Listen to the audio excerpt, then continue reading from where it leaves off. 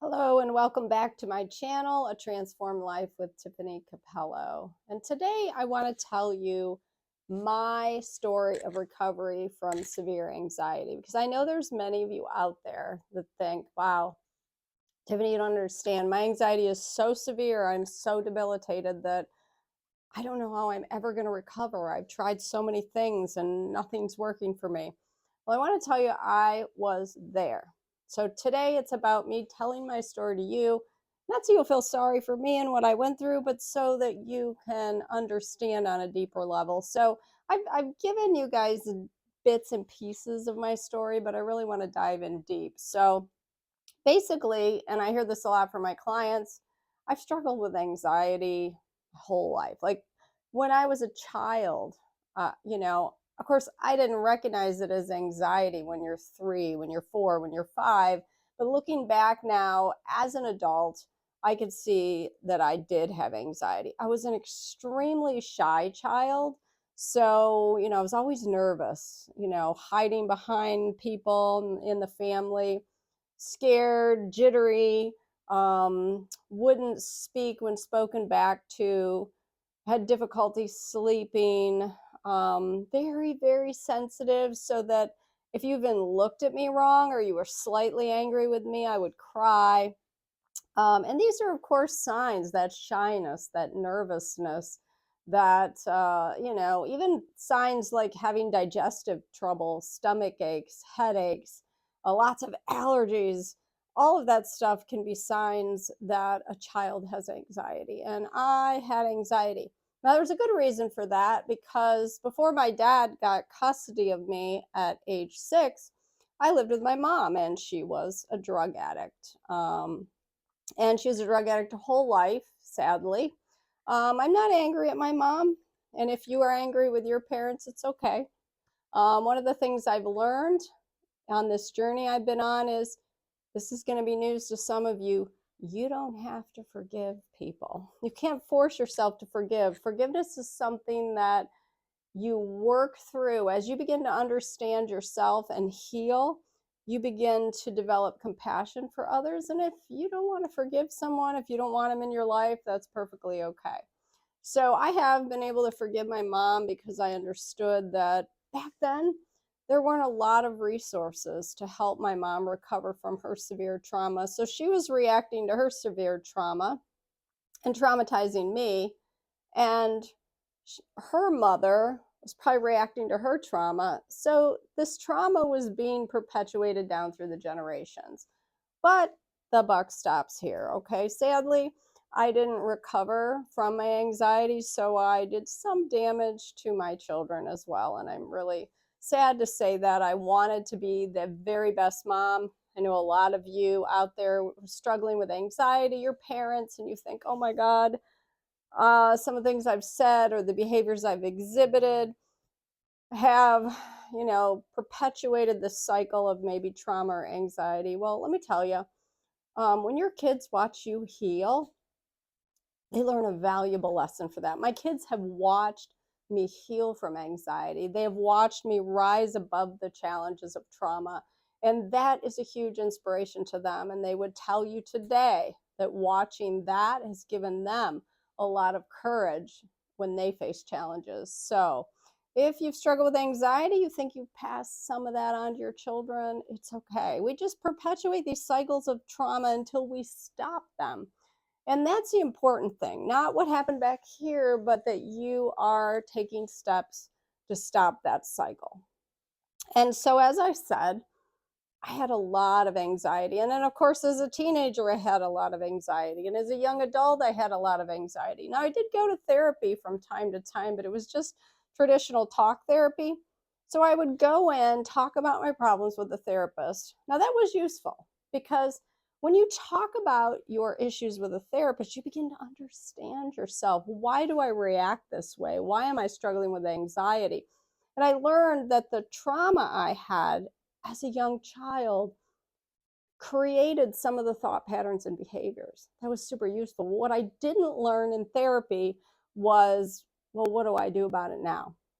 That wasn't being taught. The therapists I saw mostly followed that psychotherapeutic model, the belief that if you just talk about your problems, you'll just work through them.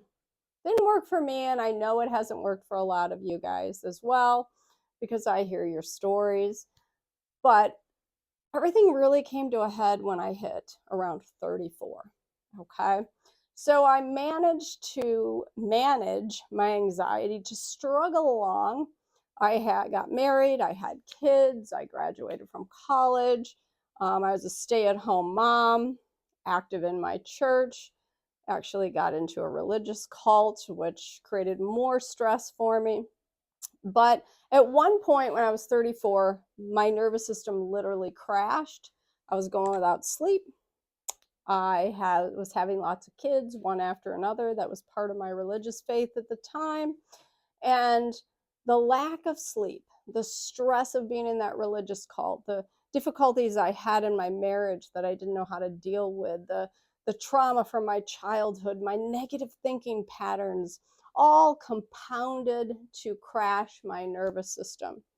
And when I say crash, that is an appropriate word, because literally I was functioning one day, and some of you will relate to this, and the next day, boom, I wasn't functioning. I literally just fell off the edge of a cliff. I had severe fatigue. My health fell apart. I had chronic headaches. I was having daily, multiple times a day, panic attacks. I was having nightmares. Trauma from my childhood was resurfacing in those nightmares. I lost 15 pounds in 1 month, plummeted into a deep, deep depression because life was such a struggle. And I was literally afraid of everything. So I went from functioning fairly well in the period of a few days, not functioning well at all. And I ended up being diagnosed with what's called chronic fatigue syndrome, which often goes along with anxiety and depression. It is a real physical health condition. I know that some people have ostracized people with non-visible illnesses, but CFS is real. I suffered from it. And the physical illness plus the emotional issues and the trauma all compounded to push me over the cliff from mild to moderate anxiety into extremely severe anxiety. I was so bad that I really stopped going anywhere. I couldn't drive. I couldn't do things. I couldn't even really effectively take care of my children. I mean, they were clothed and fed, but I was so exhausted, I could barely function. I spent hours a day on the couch. I was sleeping 12 hours a day and still waking up exhausted. But mostly I felt absolutely hopeless. I was grasping for straws. I had been to therapy. I'm reading self-help books. I'm doing all that. And here I am. Now, as I began to work on my physical health by getting sleep, by changing my diet, I began to get a little bit of energy and began to change. And that's when I realized that a lot of this had to do with my mind, because some of you who are also looking for alternative health practices to help you escape, you're looking into diet, you're looking into all these different things, and you come across the realization that stress and my thinking have a lot to do with anxiety. And so once I realized that my problem was anxiety, and I realized that just changing my diet wasn't going to be enough, I began to think about how my thinking and how the trauma from my past might come into play. So I picked up a book by Tony Robbins, and I read that book. And when I read that book, a light bulb went off in my head. And I realized, oh my God, the way I think is exactly the opposite of the way I should think in order to be happy. And so I literally began to write down the way healthy people think and then compare and contrast it to the way I was thinking. Now, this lit a fire in me. I began to want to immerse myself in positive psychology, because a lot of psychology studies pathological ways of thinking. That wasn't useful for me. I was already thinking pathologically. I needed to learn, how do happy people think? How will I think if I want to be happy? And the more I explored, the more I realized that I didn't think anything like happy people. I didn't like myself. I saw the glass half empty. I was constantly criticizing myself. My view of God and of spirituality was one where I was constantly under the gun, where I felt guilty for always failing. Like every conceivable way that you need to think to be happy, I was literally thinking the opposite. And it was so overwhelming because I thought so much has to shift. My thinking is so profoundly negative.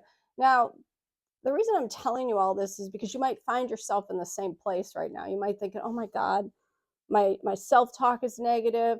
My thinking's negative. I'm depressed. I literally can't stand myself. I was there. And let me tell you, there's hope.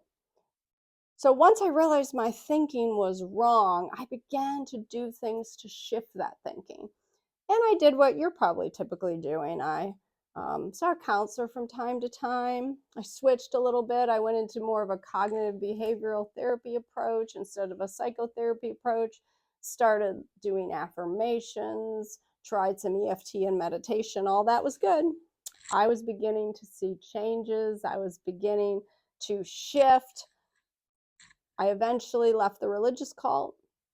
I eventually got divorced. Now, sadly, a lot of these beliefs didn't shift. I was working, but a lot of these beliefs weren't shifting fast enough to avoid a lot of anxious, bad decisions. And what I mean by that, I was making, I'm getting all tongue tied, I was making decisions because of my anxiety that were not the best decisions for me. So after I got divorced, I got in a relationship with an abusive individual who was a narcissist. And everything that I believed subconsciously about myself, that I wasn't worthy, that I wasn't lovable, that I didn't deserve good things, I didn't deserve to be happy. All of these things that were programmed in from my childhood trauma were lying under there in my subconscious mind. And this relationship I got into really validated that because I was treated exactly like I truly believed. You want to know what you believe about yourself? See how you let others treat you. And so I got in this relationship. Thankfully, it ended, but I was so devastated. At the end of this relationship, I was laid waste. Okay.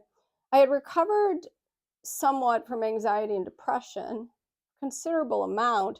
I still struggled a lot with anxiety. However, I had no self-esteem, zero self-esteem at this point. I thought I'd lost the love of my life, which I look back on it and now I'm like, oh, I dodged a cannonball. I'm kind of shocked that I even thought that now looking back. But at the time, my thinking was still so polluted with my trauma, with that negative self-talk. And that's when I got invited to a retreat. A man in my senior fitness class that I was teaching invited me to a retreat on the subconscious mind. It's the best thing that ever happened to me. I go to this retreat and I learn about the subconscious, that all this stuff programmed my mind. It wasn't my fault that I was struggling with anxiety and depression. It wasn't my fault at all. I couldn't help but struggle based on all this stuff that happened back here. Of course, I'm going to struggle.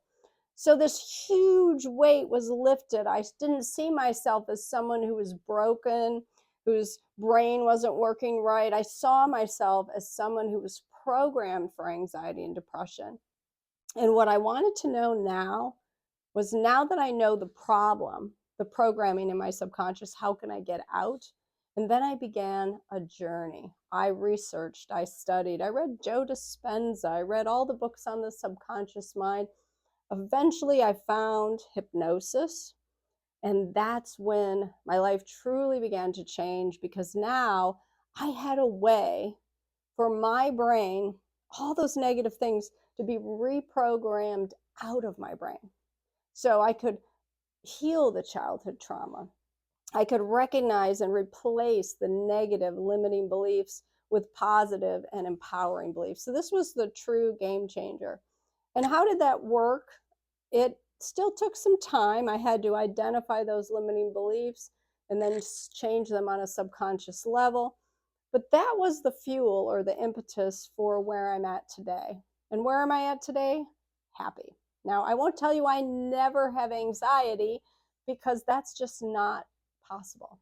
You will never have anxiety. When you face challenges and unfamiliar things, you will have anxiety. I do. You suddenly told me I'm going to speak on national television to millions of people. I'm going to be a little nervous, okay? Even when I started making these videos, it felt weird to me to just talk to my camera. It still kind of feels weird a little bit, but it's okay. I'm going to do it because I care about people and I want to help people with anxiety. And so that's why I eventually left physical therapy to do this, to convey these messages, to make these videos, to help other people with transformational hypnosis. That's my passion. And thankfully, what took me quite a number of years to reprogram my brain, now it can happen so much faster with transformational hypnosis, which is why I decided to do that. So today I'm happy. I'm in a good, quality, loving, supportive relationship. I still have work to do. I'm not perfect. I'm still healing, but I'm happy, well adjusted. I can go out and socialize without fear. I could expand my life. I can grow personally. I actually like who I am when I look in the mirror. I like the woman staring back at me instead of hating her like I used to. So no matter how bad your anxiety is, no matter how bad your trauma is, when you work with the subconscious mind, it's a total game changer. And I just encourage you that don't get discouraged. You're going to be okay. That's why this channel is here. That is the purpose, the passion behind what I do, is helping you to heal within your subconscious, because in your subconscious is where your anxiety originates, and that's where it needs to be dealt with. And I'll see you tomorrow.